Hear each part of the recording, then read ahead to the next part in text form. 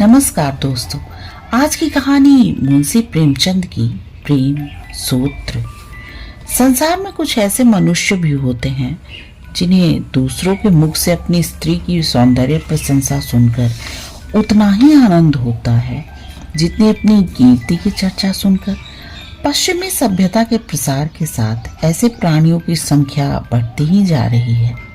पशुपतिनाथ वर्मा उन्हीं लोगों में से थे जब लोग उनकी परम सुंदरी स्त्री की तारीफ करते हुए कहते, ओहो कितनी अनुपम रूप राशि है, कितना अलौकिक सौंदर्य है, तब वर्मा जी मारे खुशी और गर्व के फूल उठते थे। संध्या का समय था, मोटर तैयार खड़ी थी। वर्मा जी सैर करने जा रहे थे, किंतु प्रभा जाने को उत्सुक नहीं मालूम होती थी। वो एक कुर्सी पर बैठी हुई कोई उपन्यास पढ़ रही थी। वर्मा जी ने कहा, तुम अभी तक बैठी पढ़ रही हो? मेरा तो इस समय जाने को जी नहीं चाहता। नहीं प्रिय, इस समय तुम्हारा न चलना सितम हो जाएगा।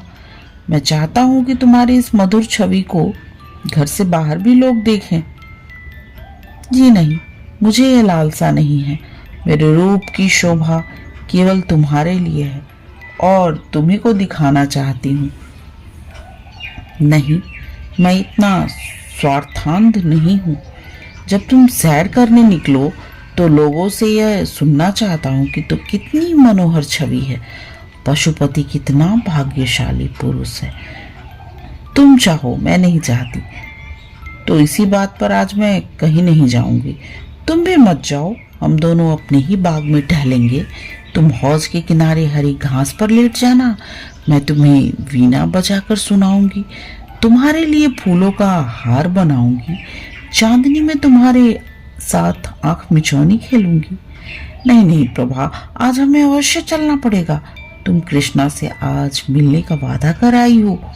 वो बैठी हमारा रास्ता देखती होगी, हमारे न जाने से उसे कितना दुख होगा। हाय, वही कृष्णा, बार बार वही कृष्णा पति के मुख से नित्य नाम चिंगारी की भांति उड़कर प्रभा को जलाकर भस्म कर देता था। प्रभा को अब मालूम हुआ कि आज ये बाहर जाने के लिए क्यों इतने उत्सुक हैं। इसलिए आज इन्होंने मुझसे केशों को संवारने के लिए इतना आग्रह किया था। वो सारी तैयारी उसी उल्टा कृष्णा से मिलने के लिए थी। उसने दृढ़ स्वर में कहा, तुम्हें जाना हो तो जाओ, मैं न जाऊंगी। वर्मा जी ने कहा, अच्छी बात है, मैं ही चला जाऊंगा। पशुपति के जाने के बाद प्रभा को ऐसा जान पड़ा कि वह वाटिका उसे काटने दौड़ रही है। ईर्ष्या की ज्वाला से उसका कोमल शरीर हृदय भस्म होने लगा। वे वहां कृष्णा के साथ बैठे विहार कर रहे होंगे, उसी नागिन सी केश वाली कृष्णा के साथ जिसकी आंखों में घातक विष भरा हुआ है। मर्दों की बुद्धि क्यों इतनी स्थूल होती है? इन्हें कृष्णा की चटक मटक ने क्यों इतना मोहित कर लिया है? उसके मुख से मेरे पैरों का तलवा कहीं सुंदर है। हाँ, मैं एक बच्चे की माँ हूँ और वो 9 यौवना है। जरा देखना चाहिए उनमें क्या बातें हो रही हैं। ये सोचकर वो अपनी सास के पास आकर बोली, अम्मा इस समय अकेले जी घबराता है, चलिए कहीं घूम आवे। सास बहू पर प्राण देती थी, चलने पर राजी हो गई। गाड़ी तैयार करा के दोनों घूमने चली। प्रभा का श्रृंगार देखकर भ्रम हो सकता है कि वो बहुत प्रसन्न है, किंतु उसके अंततल में एक भीषण ज्वाला दहक रही थी। उसे छिपाने के लिए वो मीठे स्वर में एक गीत गाती जा रही थी। गाड़ी एक सुरम्य उपवन में उड़ी जा रही थी। सड़क के दोनों ओर विशाल वृक्षों की सुखद छाया पड़ रही थी। गाड़ी के कीमती घोड़े गर्व से पूंछ और सिर उठाए टप टप करते जा रहे थे। आहा, वो सामने कृष्णा का बंगला आ गया, जिसके चारों ओर गुलाब की बेल लगी हुई थी। उसके फूल इस समय हृदय कांटों की भांति प्रभा के हृदय में चुभने लगे। उसने उड़ती हुई निगाह से बंगले की ओर ताका। पशुपति का पता न था। हाँ, कृष्णा और उसकी बहन माया बगीचे में विचर रही थी।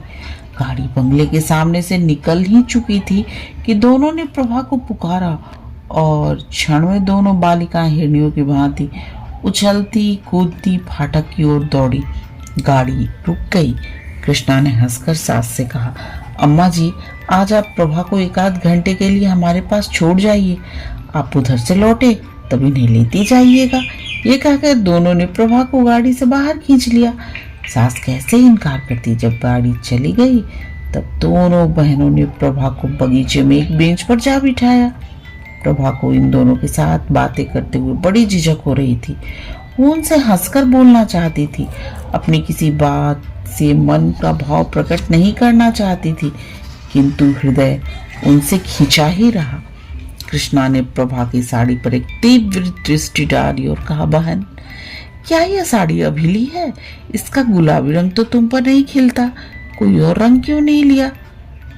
प्रभा, उनकी पसंद है, मैं क्या करती। दोनों बहनें ठहाका मारकर हंस पड़ी। फिर माया ने कहा, उन महाशय की रुचि का क्या कहना, सारी दुनिया से निराली है।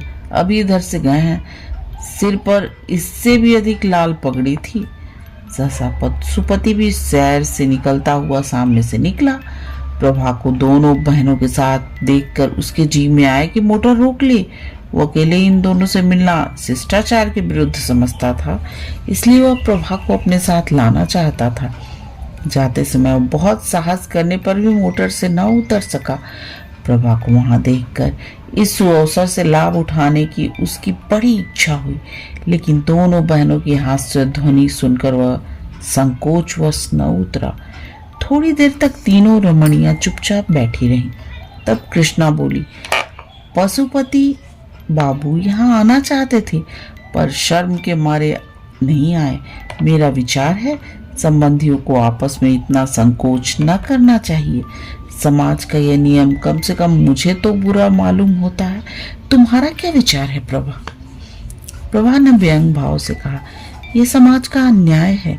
प्रभा इस समय भूमि की ओर ताक रही थी, मगर उसकी आंखों में ऐसा तिरस्कार निकल रहा था जिससे दोनों बहनों के परिहास को लज्जा सूचक मौन में परिणित कर दिया।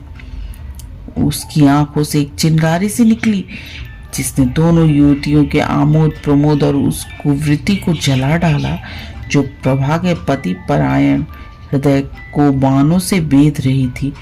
उस हृदय को जिसमें अपने पति के सिवा और किसी की जगह न थी। माया ने जब देखा कि प्रभा इस वक्त क्रोध से भरी बैठी है, तब बेंच से उठ खड़ी हुई और बोली, आओ बहन जरा टहले। यहाँ बैठे रहने से तो टहलना ही अच्छा है। प्रभा ज्यों की त्यों बैठी रही, पर वे दोनों बहनें बाग में टहलने लगी। उस वक्त प्रभा का ध्यान उन दोनों के वस्त्राभूषण की ओर गया। माया बंगाल की गुलाबी रेशम की एक महीन साड़ी पहने हुई थी जिसमें न जाने कितनी चुन्नटें पड़ी हुई थी। उसके हाथ में एक रेशमी छतरी थी जिसे उसने सूर्य की अमित किरणों से बचने के लिए खोल लिया था। कृष्णा के वस्त्र भी वैसे ही थे। हाँ, उसकी साड़ी पीले रंग की थी और उसके घूंघर वाले बाल साड़ी के नीचे से निकलकर माथों और गालों पर लहरा रहे थे। प्रभा ने एक ही निगाह से ताड़ लिया कि इन दोनों युवतियों को उसके पति से प्रेम नहीं है, लेकिन आमोद लिप्सा से वशीभूत होकर वो स्वयं बदनाम होंगी और उसके सरल हृदय पति को भी बदनाम कर देंगी। उसने ठान लिया कि मैं अपने भ्रमर को इस विषाक्त पुष्पों से बचाऊंगी और चाहे जो हो उसे इनके ऊपर मंडराने न दूंगी, क्योंकि यहाँ केवल रूप और वास है, रस का नाम नहीं। प्रभा अपने घर लौटते ही उस कमरे में गई। उसकी लड़की शांति अपनी दाई की गोद में खेल रही थी।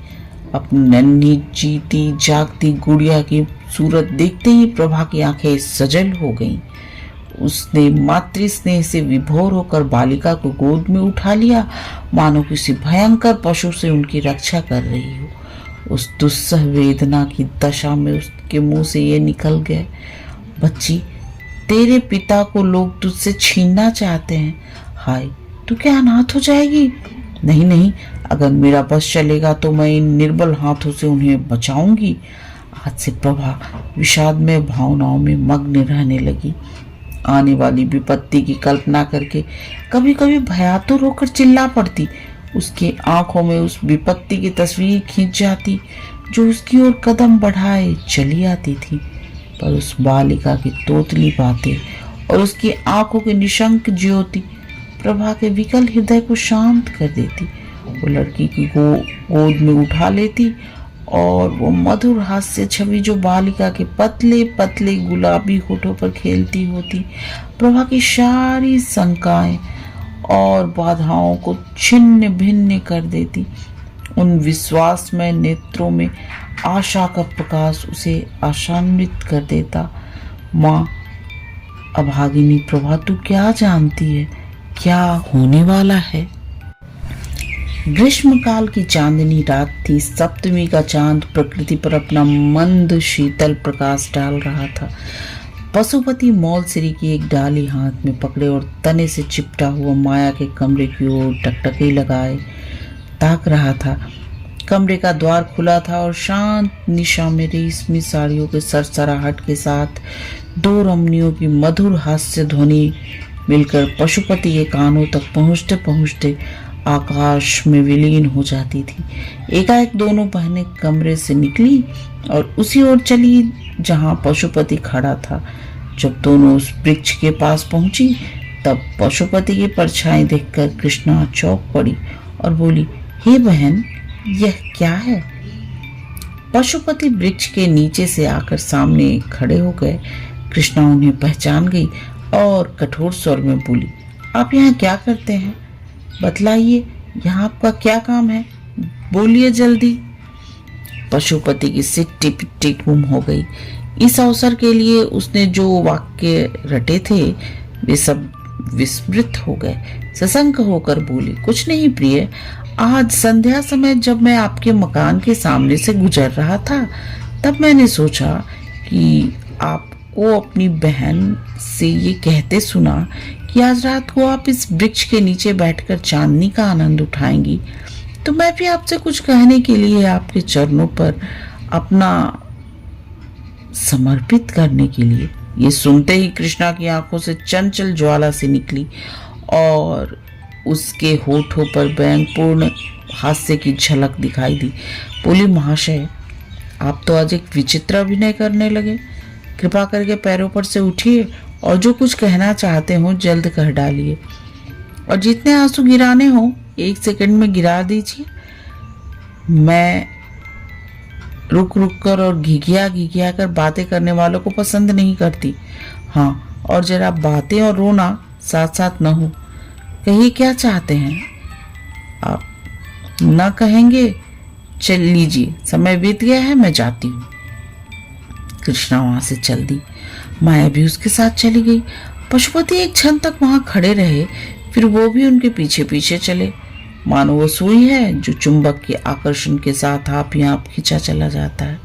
सहसा कृष्णा रुक गई और बोली, सुनिए पशुपति बाबू, आज संध्या समय प्रभा की बातों से मालूम हो गया कि उन्हें आपका और मेरा मिलना जुलना बिल्कुल नहीं भाता। पशुपति, प्रभा की तो आप चर्चा ही छोड़ दीजिए। कृष्णा, क्यों छोड़ दूं? क्या वो आपकी स्त्री नहीं है? आप इस समय उसे घर में अकेली छोड़कर मुझसे क्या कहने के लिए आए हैं? यही कि उसकी चर्चा ना करूं? पशुपति जी, नहीं, ये कहने के लिए नहीं, अब वो विराग्नि नहीं सही जाती। कृष्णा ने ठहाका मारकर कहा, आप तो इस कला में बहुत निपुण जान पड़ते हैं। प्रेम, समर्पण, विराग्नि, यह शब्द आपने कहाँ सीखे? पशुपति, कृष्णा, मुझे तुमसे इतना प्रेम है कि मैं पागल हो गया हूँ। कृष्णा, तुम्हें प्रभा से क्यों प्रेम नहीं है? पशुपति, मैं तो तुम्हारा उपासक हूँ। कृष्णा, लेकिन ये क्यों भूल जाते हो कि तुम प्रभा के स्वामी हो? पशुपति, तुम्हारा तो दास हूँ। कृष्णा, ऐसी बातें नहीं सुनना चाहती। पशुपति, तुम्हें मेरी एक एक बात सुननी पड़ेगी। तुम जो चाहो करने को मैं तैयार हूँ। कृष्णा, अगर ये बातें कहीं वह सुन ले तो? पशुपति, सुन ले तो सुन ले, मैं हर बात के लिए तैयार हूँ। मैं फिर कहता हूँ कि अगर तुम्हारी मुझ पर कृपा दृष्टि न हुई तो मैं मर जाऊंगा। कृष्णा, तुम्हें बात करते समय अपनी पत्नी का ध्यान नहीं आता? पशुपति, मैं उसका पति नहीं होना चाहता, मैं तो तुम्हारा दास बनने के लिए बनाया गया हूँ। वो सुगंध जो इस समय तुम्हारी गुलाबी साड़ी से निकल रही है मेरी जान है। तुम्हारे ये छोटे छोटे पाँव मेरे प्राण हैं। तुम्हारी हंसी, तुम्हारी छवि, तुम्हारा एक एक अंग मेरे प्राण है। मैं केवल तुम्हारे लिए पैदा हुआ हूं। कृष्णा, भाई अब तो सुनते सुनते कान भर गए। ये व्याख्यान और ये गद्य काव्य सुनने के लिए मेरे पास समय नहीं है। आओ माया, मुझे तो सर्दी लग रही है, चलकर अंदर बैठे। ये निष्ठुर शब्द सुनकर पशुपति की आंखों के सामने अंधेरा छा गया, मगर अब भी उनका मन यही चाहता था कि कृष्णा के पैरों पर गिर पड़े और उससे भी करुण शब्दों में अपनी प्रेम कथा सुनाए। किंतु दोनों बहनें इतनी देर में अपने कमरे में पहुंच चुकी थी और द्वार बंद कर दिया था। पशुपति के लिए निराश घर लौट आने के सिवा कोई चारा न रह गया। कृष्णा अपने कमरे में जाकर थकी हुई से एक कुर्सी पर बैठ गई और सोचने लगी, कहीं प्रभा सुन ले तो बात का बतंगड़ हो जाए, सारी शहर में इसकी चर्चा होने लगे और हमें कहीं मुंह दिखाने की जगह न रहे। और यह सब एक जरा सी दिल लगी के कारण। पर पशुपति का प्रेम सच्चा है, इसमें संदेह नहीं। वो तो कुछ कहता है, अंतःकरण से कहता है। अगर मैं इस वक्त जरा सा संकेत कर दूं तो वह प्रभा को भी छोड़ देगा, अपने आपे में नहीं है। जो कुछ कहूं वो करने को तैयार है, लेकिन नहीं प्रभा, डरो मत, मैं तुम्हारा सर्वनाश न करूंगी। तुम मुझसे बहुत नीचे हो। ये मेरे अनुपम सौंदर्य के लिए गौरव की बात नहीं कि तुम जैसी रूप विहीना से बाजी मार ले जाऊं। अभागे पशुपति, तुम्हारे भाग्य में जो कुछ लिखा था वो हो चुका। तुम्हारे ऊपर मुझे दया आती है, पर क्या किया जाए। एक खत पहले हाथ पड़ चुका था, ये दूसरा पत्र था जो प्रभा को पतिदेव की कोट की जेब से मिला। कैसा पत्र था! आह, इसे पढ़ते ही प्रभा की देह में एक ज्वाला से उठने लगी। तो यूं कहिए कि ये अब कृष्णा के हो चुके। अब इसमें कोई संदेह नहीं रहा। अब मेरे जीने को धिक्कार है। जब पशुपति में कोई सुख ही नहीं रहा तो क्यों ना इस बोझ को उतार कर फेंक दूं। वही पशुपति जिसे कविता में लेश मात्र भी रुचि न थी, अब कवि हो गया था और कृष्णा को छंदों में पत्र लिखता था। प्रभा ने अपने स्वामी को उधर से हटाने के लिए सब कुछ किया जो उससे हो सकता था, पर प्रेम का प्रवाह उसके रोके न रुका और आज वो प्रवाह तक उसके जीवन की नौका निराधार बही चली जा रही है। इसमें संदेह नहीं कि प्रभा को अपने पति से सच्चा प्रेम था, लेकिन आत्मसमर्पण की तुष्टि आत्मसमर्पण से ही होती है। वो उपेक्षा और निष्ठुरता को सहन नहीं कर सकता। प्रभा के मन में विद्रोह का भाव जागृत होने लगा। उसका आत्माभिमान जाता रहा। उसके मन में न जाने कितने भीषण संकल्प होते, किंतु अपनी असमर्थता और दीनता पर आप ही आप रोने लगती। आह, उसका सर्वस्व उससे छीन लिया गया और अब संसार में उसका कोई मित्र नहीं, कोई साथी नहीं। पशुपति आजकल नित्य बनाओ संवार में मग्न रहते, नित्य नए नए सूट बदलते। उसे आईने के सामने अपने बालों को संवारते देखकर प्रभा की आंखों से आंसू बहने लगते। ये सारी तैयारी उसी दुष्ट के लिए हो रही है। ये चिंता जहरीले सांप की भांति उसे डस लेती थी। वह अब अपने पति की प्रत्येक बात, प्रत्येक गति को सूक्ष्म दृष्टि से देखती। कितनी ही बातें जिन पर वह पहले ध्यान भी न देती थी, अब रहस्य से भरी हुई जान पड़ती। वो रात को न सोती, कभी पशुपति की जेब टटोलती, कभी उसकी मेज पर रखे हुए पत्रों को पढ़ती। इसी टोह में वो रात दिन पड़ी रहती। वो सोचने लगी, मैं क्या प्रेम वंचिता बनी बैठी रहूं? क्या मैं प्राणेश्वरी नहीं बन सकती? क्या इसे प्रत्यक्ता बनकर ही काटना होगा? आह निर्दयी, तूने मुझे धोखा दिया, मुझसे आंखें फेर ली, पर सबसे बड़ा अनर्थ यह किया कि मुझे जीवन का कलुषित मार्ग दिखा दिया। मैं भी विश्वासघात करके तुझे धोखा देकर क्या कलुषित प्रेम का आनंद नहीं उठा सकती? अश्रुधारा से सींचकर ही सही, पर क्या अपने लिए कोई वाटिका नहीं लगा सकती? वो सामने के मकान में घुंघराले बालों वाला युवक रहता है और जब मौका पाता है मेरी ओर सचेष्ट नेत्रों से देखता। क्या केवल एक प्रेम कटाक्ष से मैं उसके हृदय पर अधिकार नहीं प्राप्त कर सकती? अगर मैं इस भांति निष्ठुरता का जवाब लूं तो क्या अनुचित होगा? आखिर मैंने अपना जीवन अपने पति को किस लिए सौंपा था? इसलिए तो कि सुख से जीवन व्यतीत करूं, चाहूं और चाही जाऊं और इस प्रेम साम्राज्य की अधीश्वर बनी रहूं। मगर वे सारी अभिलाषाएं धूल में मिल गई। अब मेरे लिए क्या रह गया है? आज यदि मैं मर जाऊं तो कौन रोएगा? नहीं, घी के चिराग जलाए जाएंगे। कृष्णा हंसकर कहेगी, अब बस हम हैं और तुम, हमारे बीच में कोई बाधा नहीं, कोई कंटक नहीं है। आखिर प्रभा इन कलुषित भावनाओं के प्रवाह में बह चली। उसके हृदय में रातों को निद्रा और आशाविहीन रातों को बड़े प्रबल वेग से ये तूफान उठने लगा। प्रेम तो वह किसी अन्य पुरुष के साथ नहीं कर सकती थी।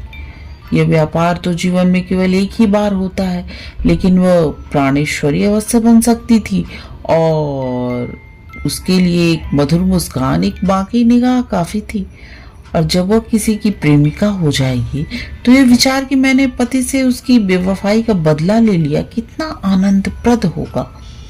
तब वह उसके मुख की ओर कितने गर्व, कितने संतोष, कितने उत्साह, कितने उल्लास से देखेगी। संध्या का समय था। पशुपति सैर करने गया था। प्रभा कोठे पर चढ़ गई और सामने वाले मकान की ओर देखा। घुंघराले बालों वाला युवक उसके कोठे की ओर ताक रहा था।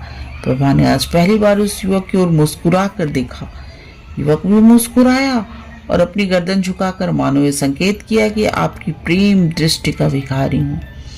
प्रभा ने गर्व से भरी हुई दृष्टि इधर उधर दौड़ाई, मानो वह पशुपति से कहना चाहती थी, तुम उस उल्टा के पैरों पड़ते हो और समझते हो कि मेरे हृदय को चोट नहीं लगती। लो तुम भी देखो और अपने हृदय पर चोट लगने दो। तुम उसे प्यार करो, मैं भी इससे हंसू बोलूं। क्यों, ये अच्छा नहीं लगता? इस दृश्य को शांत चित्त से नहीं देख सकते? क्यों, रक्त खौलने लगता है? मैं वही तो कर रही हूं जो तुम कर रहे हो। यदि पशुपति को ज्ञात हो जाता कि मेरी निष्ठुरता ने इस सती के हृदय को कितनी काया पलट कर दी है, तो क्या उसे अपने कृत्य पर पश्चाताप न होता? क्या वो अपने किए पर लज्जित न होता? प्रभा ने उस युवक की से इशारे में कहा, आज हम और तुम पूर्व वाले मैदान में मिलेंगे, और कोठे से नीचे उतर आई। प्रभा के हृदय में उस समय वही उत्सुकता थी जिसमें प्रतिकार का आनंद मिश्रित था। वो अपने कमरे में जाकर अपने चुने हुए आभूषण पहनने लगी। एक क्षण में वह एक फालसई रंग की रेशमी साड़ी पहने कमरे से निकली और बाहर जाना ही चाहती थी कि शांता ने पुकारा, अम्मा जी आप कहाँ जा रही हैं? मैं भी आपके साथ चलूंगी। प्रभा ने झट बालिका को गोद में उठा लिया और उसे छाती से लगाते ही उसके विचारों ने पलटा खाया। उन बाल नेत्रों में उसके प्रति कितनी असीम विश्वास, कितना सरल स्नेह, कितना पवित्र प्रेम झलक रहा था। उसे उस समय माता का कर्तव्य याद आया। क्या उसकी प्रेमाकांक्षा उसके वात्सल्य भाव को कुचल देगी? क्या वो प्रतिकार की प्रबल इच्छा पर अपने मातृ कर्तव्य को बलिदान कर देगी? क्या वो अपने क्षणिक सुख के लिए उस बालिका का भविष्य, उसका जीवन धूल में मिला देगी? प्रभा की आंखों से आंसू की 2 बूंद गिर पड़ी। उसने कहा, नहीं, कदापि नहीं। मैं अपनी प्यारी बच्चे के लिए सब कुछ सह सकती हूँ। 1 महीना गुजर गया। प्रभा अपनी चिंताओं को भूल जाने की चेष्टा करती रहती थी, पर पशुपति नित्य न किसी बहाने से कृष्णा की चर्चा किया करता। कभी कभी हंसकर कहता, प्रभा अगर तुम्हारी अनुमति हो तो मैं कृष्णा से विवाह कर लूं। प्रभा इसके जवाब में रोने की सिवा और क्या कर सकती थी। आखिर एक दिन पशुपति ने उसे विनयपूर्वक शब्दों में कहा, क्या कहूँ प्रभा, उस रमणी की छवि मेरी आंखों से नहीं उतरती। उसने मुझे कहीं का नहीं रखा। ये कहकर उसने कई बार अपना माथा ठोका। प्रभा का हृदय करुणा से द्रवित हो उठा। उसकी दशा उस रोगी की सी थी जो ये जानता था कि मौत उसके सिर पर खेल रही है, फिर भी उसकी जीवन लालसा दिन प्रतिदिन बढ़ती जाती हो। प्रभा इन सारी बातों पर भी अपनी पति से प्रेम करती थी और स्त्री सुलभ स्वभाव के अनुसार कोई बहाना खोजती थी कि उसके अपराधों को भूल जाए और उसे क्षमा कर दे। एक दिन पशुपति बड़ी देर रात घर आया और रात भर नींद में कृष्णा कृष्णा कहकर बर्राता रहा। प्रभा ने अपने प्रियतम का यह अंतर्नाद सुना और सारी रात चुपके चुपके रोती रही। प्रातःकाल जब पशुपति के लिए दूध का प्याला लिए खड़ी थी कि वो उसके पैरों पर गिर पड़ा और बोला, प्रभा मेरी तुमसे एक विनय है, तुम ही मेरी रक्षा कर सकती हो। नहीं, मैं मर जाऊंगा। मैं जानता हूँ ये सुनकर तुम्हें बहुत कष्ट होगा, लेकिन मुझ पर दया करो। मैं तुम्हारी इस कृपा को कभी न भूलूंगा। मुझ पर दया करो। प्रभा कांपने लगी। पशुपति क्या कहना चाहता है उसका दिल साफ बता रहा था। फिर भी वह भयभीत होकर पीछे हट गई और दूध का प्याला मेज पर रखकर अपने पीले मुख को कांपते हुए हाथों से छिपा लिया। पशुपति ने फिर भी सब कुछ कहीं डाला। लालसाग्नि अब अंदर न रह सकती थी, उसकी ज्वाला बाहर निकल ही पड़ी। तात्पर्य यह था कि पशुपति ने कृष्णा के साथ विवाह करने का निश्चय कर लिया था। वो उसे दूसरे घर में रखेगा और प्रभा के यहाँ 2 रात और 1 रात उसके यहाँ रहेगा। ये बातें सुनकर प्रभा रोई नहीं, वरन स्तंभित होकर खड़ी हो गई। उसे ऐसा मालूम हुआ कि उसके गले में कोई चीज अटकी हुई है और वो सांस नहीं ले सकती। पशुपति ने फिर कहा, प्रभा तुम नहीं जानती, जितना प्रेम तुमसे मुझे आज है उतना पहले कभी नहीं हुआ था। मैं तुमसे अलग नहीं हो सकता। मैं जीवन पर्यंत तुम्हें उसी भांति प्यार करता रहूंगा, पर कृष्णा मुझे मार डालेगी। केवल तुम ही मेरी रक्षा कर सकती हो। मुझे उसके हाथ मत छोड़ो प्रिय। अभागिनी प्रभा तुझसे पूछ पूछ कर तेरी गर्दन पर छुरी चलाई जा रही है। तू गर्दन झुका देगी, आत्मगौरव से सिर उठाकर कहेगी, मैं नीच प्रस्ताव नहीं सुन सकती। प्रभा ने इन बातों में एक भी रुचि न दिखाई। अचेत होकर भूमि पर गिर पड़ी। जब होश आया कहने लगी, बहुत अच्छा, जैसी तुम्हारी इच्छा, लेकिन मुझे छोड़ दो। मैं अपने माँ के घर जाऊंगी। मेरी शांता मुझे दे दो। ये कहकर वो रोती हुई वहां से शांता को लेके जाने लगी। उसे गोद में लेकर कमरे से बाहर निकली। पशुपति लज्जा और ग्लानि से सिर झुकाए उसके पीछे पीछे आता और कहता रहा, जैसी तुम्हारी इच्छा हो प्रभा वो करो। और मैं क्या कहूँ, किंतु मेरी प्यारी प्रभा, वादा करो तुम मुझे क्षमा कर दोगी। किंतु प्रभा ने उसको कुछ जवाब न दिया और बराबर द्वार की ओर चलती रही। तब पशुपति ने आगे बढ़कर उसे पकड़ लिया और उसके मुरझाए हुए चेहरे पर अश्रु सिंचित कपोलों को चूम चूम कर कहने लगा, प्रिय मुझे भूल न जाना। तुम्हारी याद मेरे हृदय में सदैव बनी रहेगी।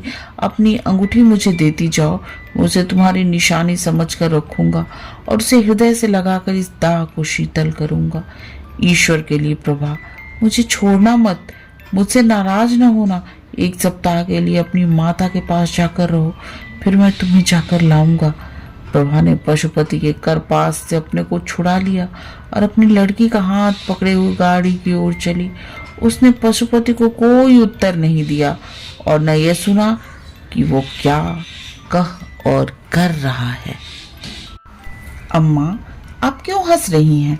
कुछ भी तो नहीं बेटी। वो पीले पीले पुराने कागज तुम्हारे हाथ में क्या है? ये उस ऋण के पुर्जे हैं जो वापस नहीं मिला। ये तो पुराने खत मालूम होते हैं। नहीं बेटा, बात यह नहीं थी कि प्रभा अपने 14 वर्ष की युवती पुत्री के सामने सत्य का पर्दा नहीं खोलना चाहती थी। मावी कागज वास्तव में एक ऐसे कर्ज के पुर्जे थे जो वापस नहीं मिला। ये वही पुराने पत्र थे जो आज तक किताब में रखे हुए मिले थे और ऐसे फूल की पंखुड़ियों की भांति दिखाई देते थे जिसका रंग और गंध किताब में रखे रखे उड़ गया हो। तथापि वे सुख के दिनों की याद दिला रहे थे और इस कारण प्रभा की दृष्टि में वे बहुमूल्य थे। शांता समझ गई, अम्मा कोई ऐसा काम कर रही है जिसकी खबर मुझे नहीं करना चाहती। इस बात से प्रसन्न होकर कि मेरी दुखी माता आज अपना शोक भूल गई है और जितनी देर तक वह इस आनंद में मग्न रहे उतना ही अच्छा है, एक बहाने से बाहर चली गई। प्रभात जब कमरे में अकेली रह गई तब उसने पत्रों को फिर पढ़ना शुरू किया। इन 14 वर्षों में क्या कुछ नहीं बीत गया। इस समय उस बिरहणी के हृदय में कितनी ही पूर्ण स्मृतियां जागृत हो गई जिन्होंने हर्ष और शोक के स्रोत के साथ एक ही साथ खोल दिए। प्रभा के चले जाने के बाद पशुपति ने बहुत चाहा कि कृष्णा से उसका विवाह हो जाए, पर वो राजी न हुई। इसी नैराश्य और क्रोध की दशा में पशुपति एक कंपनी का एजेंट होकर यूरोप चला गया। तब फिर उसे प्रभा की याद आई। कुछ दिनों तक उसके पास से क्षमा प्रार्थना पूर्ण पत्र आते रहे, जिनमें वो बहुत जल्द घर आकर प्रभा से मिलने की वादे करता रहा और प्रेम के इस नए प्रवाह में पुरानी कटुताओं को जलमग्न कर देने के आशामय स्वप्न देखता रहा। पति परायण प्रभा के संतप्त हृदय में फिर आशा की हरियाली लहराने लगी। मुरझाई हुई आशा लताएं फिर पल्लवित होने लगी, किंतु यह भी भाग्य की एक क्रीड़ा ही थी। थोड़े ही दिनों में रसिक पशुपति को एक नए प्रेम जाल में फंसता देख और तब से उनके पत्र आने बंद हो गए।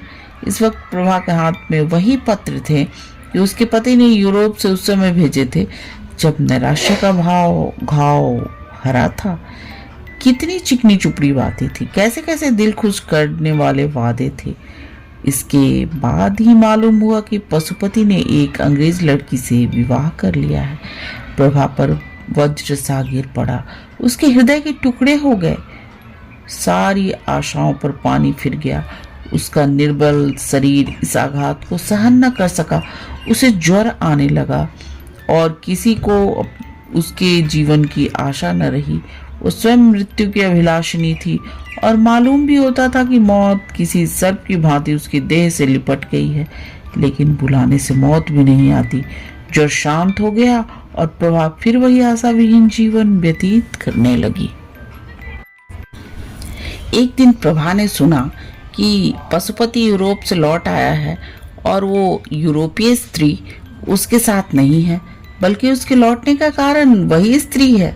वो औरत 12 साल तक उसकी सहयोगिनी रही, पर एक दिन एक अंग्रेज युवक के साथ भाग गई। इस भीषण और अत्यंत कठोर आघात ने पशुपति की कमर तोड़ दी। वो नौकरी छोड़कर घर चला आया। अब उसकी सूरत इतनी बदल गई थी कि उसके मित्र लोग उससे बाजार में मिलते तो उसे पहचान न सकते थे। मालूम होता था कोई बूढ़ा कमर झुकाए चला जाता है। उसके बाल तक सफेद हो गए। घर आकर पशुपति ने एक दिन शांता को बुला भेजा। उस तरह शांता उसके घर आने जाने लगी। वो अपने पिता की दशा देखकर मन ही मन कुटती थी। इस बीच में शांता के विवाह के संदेश आने लगे, लेकिन प्रभा को अपने वैवाहिक जीवन में जो अनुभव हुआ था वो उसे इन संदेशों को लौटने पर मजबूर करता था। वो सोचती, कहीं इस लड़की की भी वही गति न हो जो मेरी हुई है। उसे ऐसा मालूम होता था कि यदि शांता का विवाह हो गया तो इस अंतिम अवस्था में भी मुझे चैन न मिलेगा। यदि मरने के बाद भी मैं पुत्री का शोक लेकर जाऊंगी। लेकिन अंत में एक ऐसे अच्छे घराने से संदेश आया कि प्रभा उसे ना नहीं कर सकी। घर बहुत ही संपन्न था, वर भी बहुत ही सुयोग्य। प्रभा को स्वीकार ही करना पड़ेगा, लेकिन पिता की अनुमति भी आवश्यक थी। प्रभा ने इस विषय में पशुपति को एक पत्र लिखा और शांता के ही हाथ भेज दिया। जब शांता पत्र लेकर चली गई तब प्रभा भोजन बनाने चली गई। भांति भांति की अमंगल कल्पनाएं उसके मन में आने लगी और चूल्हे से निकलते धुएं से उसे एक चित्र सा दिखाई दिया कि शांता के पतले पतले होठ सूखे हुए हैं और वो कांप रही है। जिस तरह प्रभा पति गृह से आकर माता की गोद में गिर गई थी, उसी तरह शांता भी आकर माता की गोद में गिर पड़ी है। पशुपति ने प्रभा का पत्र पढ़ा तो उसे चुप सी लग गई। उसने अपना सिगरेट जलाया और जोर जोर से कश खींचने लगा। फिर वो उठ खड़ा हुआ और कमरे में टहलने लगा।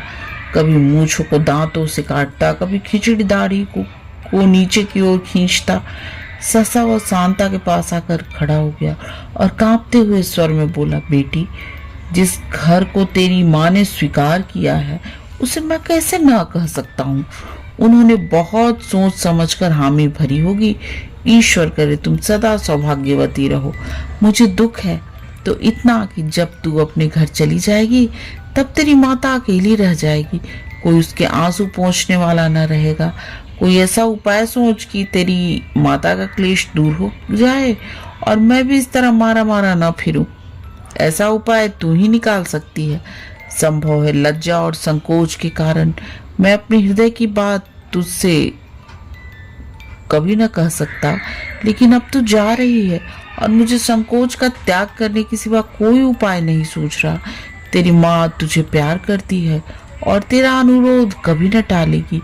मेरी दशा जो तू अपने आंखों से देख रही है, यही उनसे कह देना। जा, तेरा सौभाग्य अमर हो।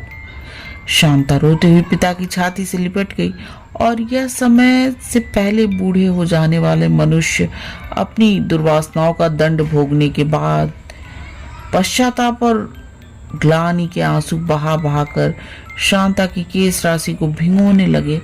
पति परायणा प्रभा क्या शांता का अनुरोध टाल सकती थी? इस प्रेम सूत्र ने दोनों भग्न हृदय को सदैव के लिए मिला दिया। कहानी समाप्त। दोस्तों, अगर आपको मेरी कहानी पसंद आए तो प्लीज़ मेरे चैनल को सब्सक्राइब करें और अपना कीमती समय देने के लिए आप सबका बहुत बहुत धन्यवाद।